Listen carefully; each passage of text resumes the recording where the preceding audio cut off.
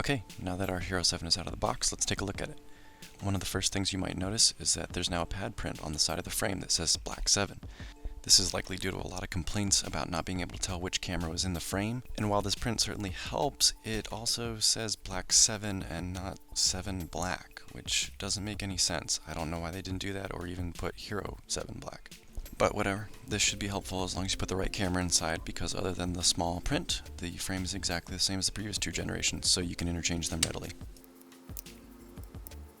Pushing the camera out of the frame, we find the print repeated on the inside on the camera, and you'll actually notice that the camera is a lot darker than previous generations. Other than that, it's mostly the same. One big difference that you might note is that the texture is actually missing from the previous generation cameras. And here, side by side, you can see the big color difference as well as that texture that's on the top.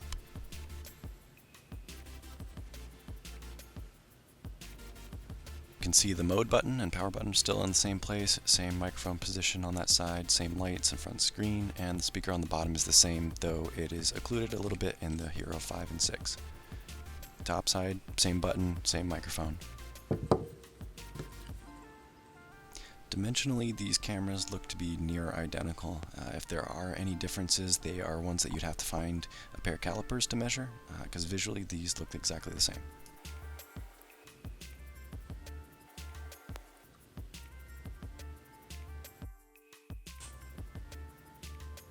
Looking closer at the finishes, you can see that the Hero 7 definitely has more of a soft touch, kind of grippy rubber texture to it, whereas the Hero 6 is actually quite slippery in comparison. This does seem to be collecting a little bit of lint so far, so I don't know how that'll hold up. Swinging around to the lens protector, it comes off and on the exact same way as the Hero 5 and 6 do, though this one actually seemed a little bit easier to take on and off. Similarly, the battery door seemed a lot easier than the Hero 5 and 6, and the same goes for the I/O door on the side.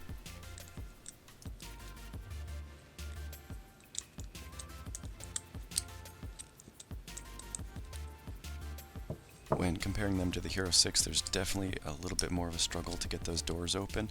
The seals may be thicker, or they just maybe refine that a little bit, because they're significantly easier to use on the 7. Alright, now it's time to jump into first time boot up.